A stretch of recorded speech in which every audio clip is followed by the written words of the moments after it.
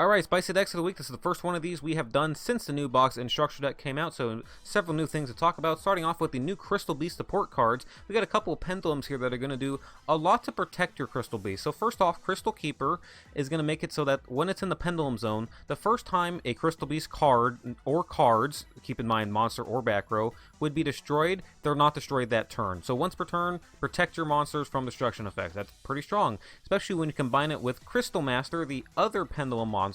This one says that when it's in the pen zone, your Crystal Beast cannot be targeted.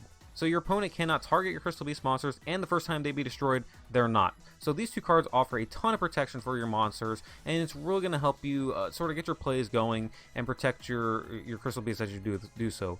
Sapphire Pegasus continues to dump the Crystal Beast into your spell and trap zone, where you can then utilize them for various effects. Ruby Carbuncle special summon them to the board. Rare Value lets you draw cards. Beacon and Promise allow you to draw cards. However, or excuse me, to summon monsters rather, not draw cards. Crystal Conclave is sort of the big card of this deck, though. The trap card is extremely powerful. So once per turn, whenever Crystal Beast on the field is destroyed, you can special summon a Crystal Beast monster from your deck. That's extremely powerful, but the second effect of the card allows you to send it to the graveyard at any time, because it's a continuous trap card. You can send it to the graveyard and return a Crystal Beast on your side of the field back to hand, and a monster or a card on your opponent's side of the field back to their hand. So it's a great way to bounce their monsters. Great piece of removal. It allows you to get back your Crystal Beast from a spell and trap zone and reuse their effects, and it's really easy to search for it as well, because we have Rainbow Bridge, which can search any Crystal Beast spell or trap card. We also have Crystal Bond, which can search for any Crystal Beast monster as well. So we have a lot of searching power with this deck. We also have Crystal Master here, the new pendulum monster. You can actually tribute this card from the board to add a Crystal Beast monster or spell or trap card from your hand. So we have like 6 ways here to search for the Conclave or any of the other crystal cards that we need. And on top of that, this Crystal Keeper, the other pendulum, has a really cool hand trap effect. So if a Crystal Beast monster on your side of the field battles, you can actually ditch this card from your hand and have your Crystal Beast gain double the attack points. You can tribute the card from your hand or from the board, actually, to double the attack points of your Crystal Beast monster. So extremely powerful card, especially right now with Score and other things having a hand traps as well. It's good to have. Not that it counters Score, but you know, it's nice to have another deck with hand traps out there that aren't just, you know, Tightroid and Sphere Karibo, right? All right, next up we have a Destiny Hero deck. Now, I was playing with this deck this past week. It's actually extremely fun. I'll have a video up for it this week. We got a couple new toys for the D Hero deck. We got a new skill, Clock of Destiny, along with the cards to go with it, Dreadmaster and Clock Tower Prison. So, the new skill allows you to send any Destiny Hero level 4 or lower from your hand to grave, and then add a Clock Tower Prison from your deck to hand. The second effect, then, when you have Clock Tower on the board, you can put 3 counters on it and search your deck for an MST. So at any point, you can just search your deck for an MST as long as you have a Destiny Hero with a discard. Extremely powerful. It's the only deck that can do this. You literally got to search your deck for a Mystical Space Typhoon. Extremely powerful. But then you and your opponent have some decisions to make at that point, right? Because once you put 3 counters on the field spell, at the start of your opponent's turn, it's going to get 4 counters. And during that whole turn, your opponent can't deal damage to you while you have the field spell up. So if they want to kill you, they got to destroy the card. But if they destroy it and send it to the graveyard, you're going to summon the Dreadmaster, trigger its effect, and special summon stuff from your grave. So they're in a tough decision. Do they just wait a turn? Because after the next turn, it's going to go back into your deck. So it doesn't stay up on the board forever. You don't get that infinite protection. So your opponent has a difficult decision to make. But then you have a tough decision to make too, because once you add the MST to your hand, you might have a choice. Do you just use the MST to destroy an opponent's back row? Or do you use the MST on your Clock Tower to summon your Dreadmaster and make a big play off of it? You kind of have to make that call, you know, depending on how the game's going. So I really enjoyed playing with this deck. It offers a lot of decisions in that sense. There's also a lot of really cool neat tricks here you can do with different kinds of hero monster. We're not just using Destiny Heroes, we have Elemental Heroes and Masked Heroes as well. Celestial is a great card when you get it to the graveyard. You can banish it along with another D Hero to draw 2 cards, and we have a lot of ways to put it into the grave. You can XYZ summon with the other various level 4s here. Neos Fusion is going to dump it into the grave immediately for you to utilize. We also have Destiny Draw to help us draw cards, dig through it, whatever we need. Mash Change can get it into the graveyard quickly as well. So, and once you get these level 4s in the graveyard, you can also add them back to hand with the Decider. Decider can let you re-add your Stratos, your Celestials, your Drill Darks back to hand.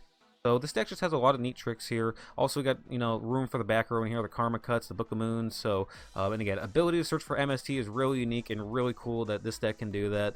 I had a lot of fun playing with this deck and definitely going to have a video coming up on it this week. Next up, we have DDDs. This is a deck that got playing support. We got a couple of DDD decks to talk about right now.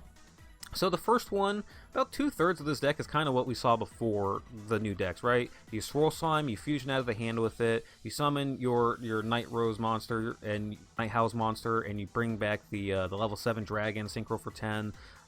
You know, so some of that stuff hasn't really changed, right? But what is different, you have some new support to go with it.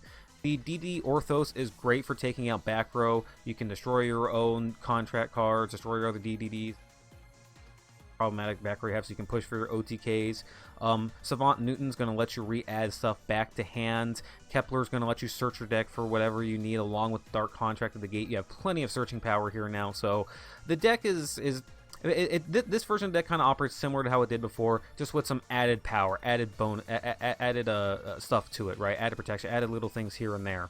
And we have a new skills, obviously, to go with it. Contract Procrastination is the one here. Some people can abuse it. You skip your standby phase as long as you got that Dark Contract card up on the board. So extremely powerful. Just allow your effects to continuously go off every turn and not need to, you know, suffer those life points and put yourself at a disadvantage.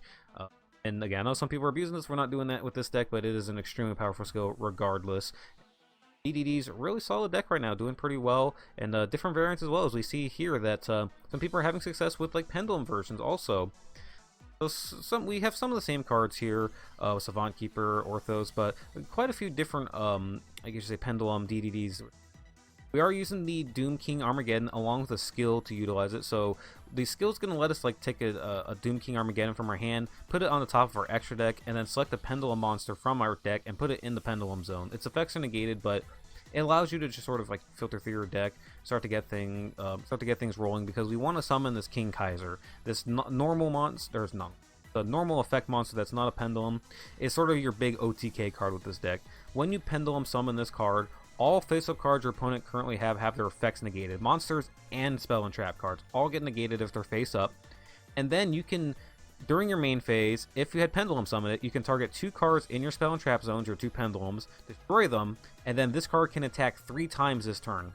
And when you combine it with the Armageddon's effect to give it an 800 attack point boost, this thing goes with 3,600 attack points, 3,600, and you can attack 3 times with it.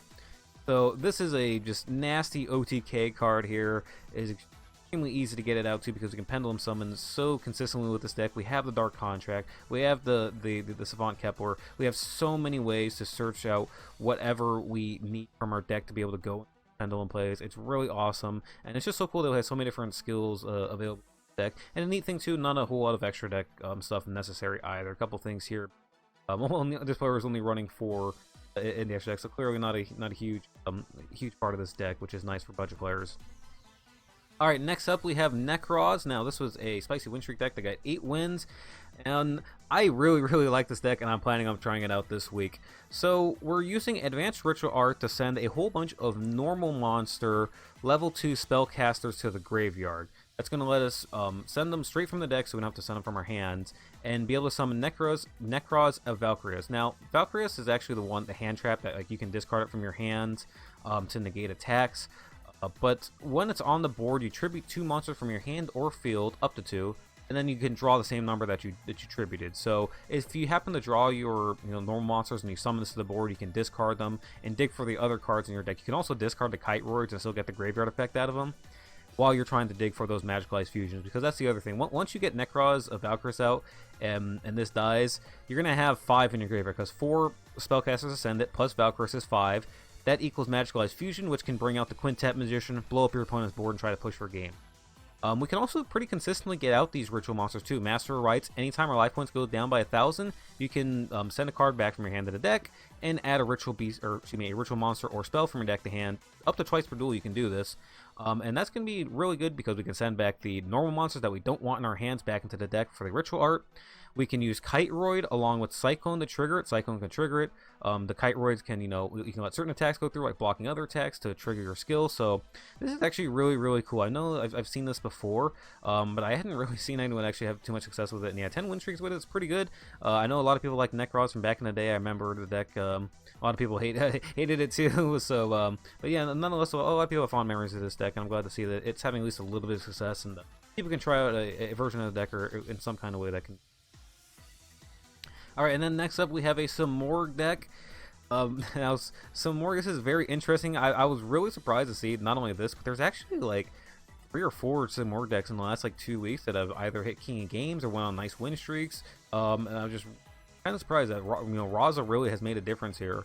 It's kind of an old school card here if you guys remember Monarchs from back in the day, but it's giving a little bit of help to the deck. So we have the little baby simorghs here like that allow you to special summon themselves from the graveyard. We normal summon are going to get little effects who's going to allow you to normal summon additional times, which is good because we also have the simorgh onslaught here. This card is actually really nice. Really like the spell card. You discard a wing-based monster, add 2 simorghs to your hand with different attributes, so you get to immediately add your dark simorgh, which can special summon itself from your hand pretty easily as normal summon a monster like a tribute summon.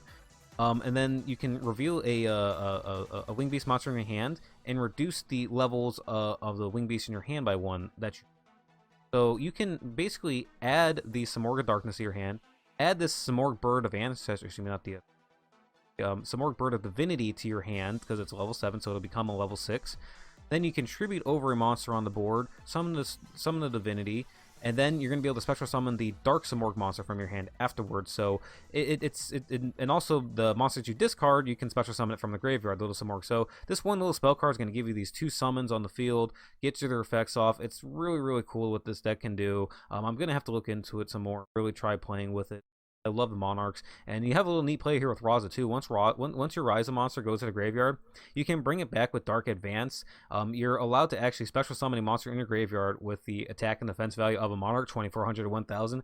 Bring it back to the board, and then you get a trigger its effect as soon as you do. So yeah, really, really, really cool card, really cool strategies. I'm looking forward to trying out this deck at some point because I love Monarchs. And yeah, I just find it really interesting that multiple people are actually having success with this deck over the past couple weeks. So anyways, guys, let me know what your favorite decks was. Which one of these you'd like to see videos of me put out for the next week, and I'll talk to you guys next week. Have a good one.